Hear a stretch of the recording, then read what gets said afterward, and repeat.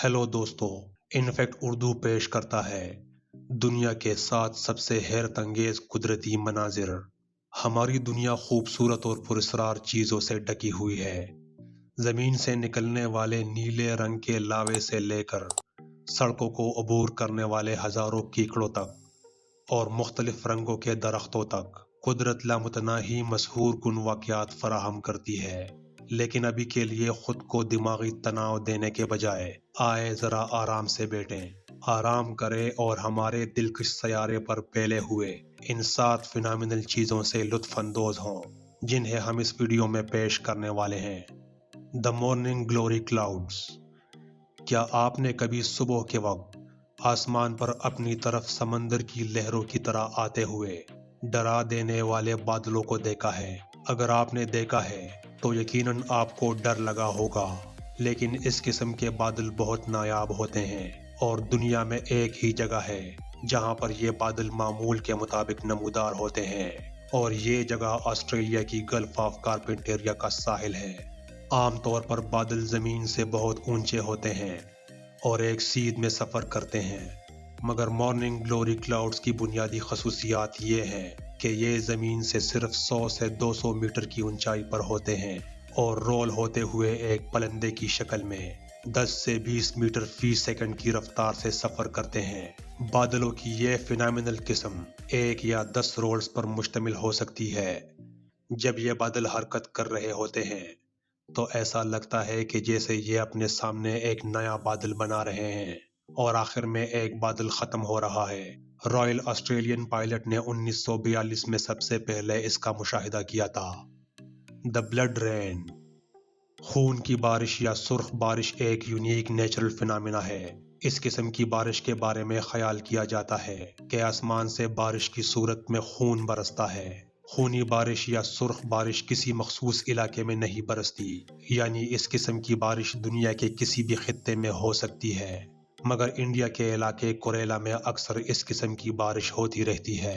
कोरेला में ये अजीब बारिश सबसे पहले 1896 में बरसी थी, जिसके बाद अब तक वहां पर कई दफ़ा आसमान से खून बरसने का ये मंजर देखा गया है।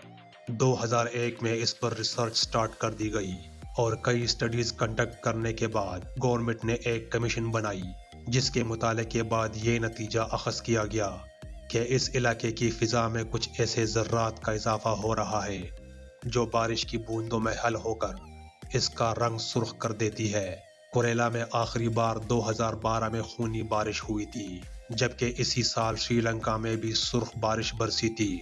चूंकि ऐसी बारिश बहुत कम देखने को मिलती है, इसलिए पहले पहले जब ऐसी बारिश होती थी तो लोग इसे खुदा की नाराज़गी या अजाब समझते थे, लेकिन जब से इसकी साइंसी हकीकत सामने आई है, लोग इस बारिश में घूमने निकलते हैं और इसकी वीडियोस भी रिकॉर्ड करते हैं।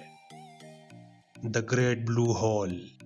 ये बड़ा नीला सुराख बिलीज के साहिल के करीब एक बहुत बड़ा समुद्री सिंक होल है। ये लाइट हाउस रीफ के मरकज के करीब है, जो कि अमरीकी शहर बिलीज से तकरीबन 70 किलोमीटर के फासले पर मौजूद है।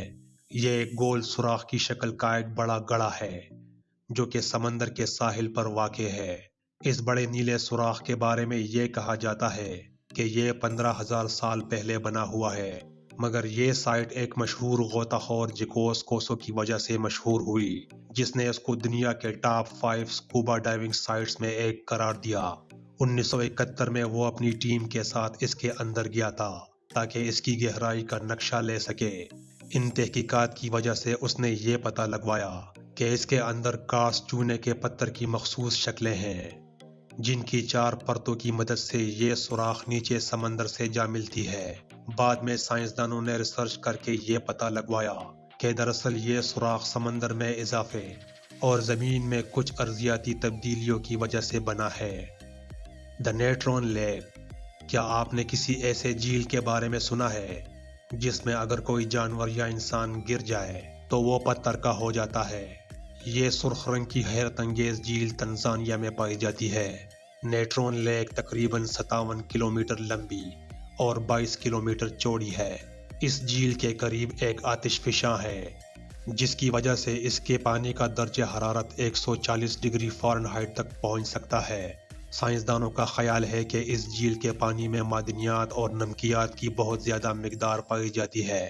اس کا سرخ رنگ یہاں پر موجود آتش فشاں کی سرگرمیوں اور اس میں موجود ناقابل یقین حد تک پی ایچ کی سطح کی وجہ سے ہے۔ اسی وجہ سے کوئی بھی جاندار چیز اس جھیل کے پانی کو چھو بھی نہیں سکتی۔ آج تک جو بھی جاندار چیز اس پانی میں گئی ہے اس کی حالت ان تصاویر میں موجود پرندوں کی طرح ہو جاتی ہے۔ ناسا کے مطابق اس کا سرخ رنگ نمکین پانی کی وجہ سے اس میں رہنے والے ہالو آرکیام کی وجہ سے ہے۔ بہت سے سیاح اس جگہ کو نہ صرف اس کے رنگ کی وجہ سے بلکہ ان جانوروں کی باقیات کو بھی دیکھنے کے لیے متوجہ ہوتے ہیں جو اس طلسماتی جھیل کے پانی کی وجہ سے مر چکے ہیں، اور ایسا لگتا ہے کہ جیسے وہ پتھر میں تبدیل ہو گئے ہوں۔ The sailing stones. عام طور پر جاندار چیزوں کو چلتے پھرتے یا حرکت کرتے دیکھا جا سکتا ہے، لیکن پتھر بھی چل پھر سکتے ہیں۔ یقیناً آپ کو جھٹکا لگا ہوگا، لیکن یہ حقیقت ہے۔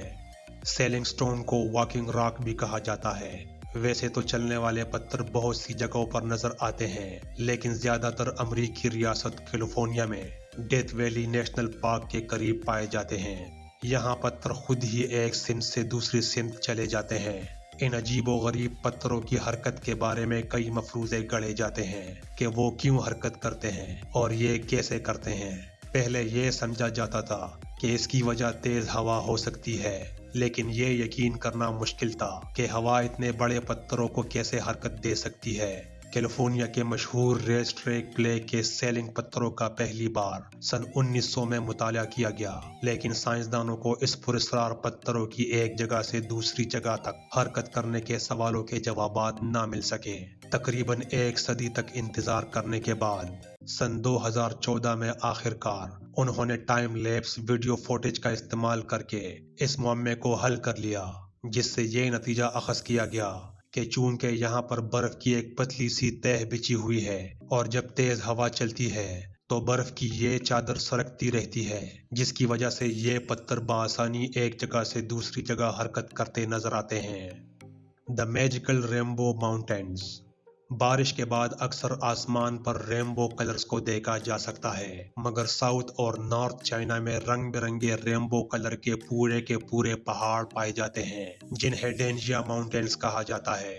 یہ یونیک پہاڑ دور سے ایسے لگتے ہیں جیسے ان کے اوپر سرخ گلابی رنگ کے بستر پڑے ہوئے ہیں۔ یہ پہاڑ 60 لاکھ سال پہلے بنے ہیں اور یہ طویل مدتی ماحولیاتی تبدیلیوں، سخت سردی میں جمنے اور پھر گرمی میں پگھلنے اور ہوا اور پانی کے کٹاؤ کی وجہ سے موجودہ شکل میں آئے ہیں۔ بلو لاوا انڈونیشیا۔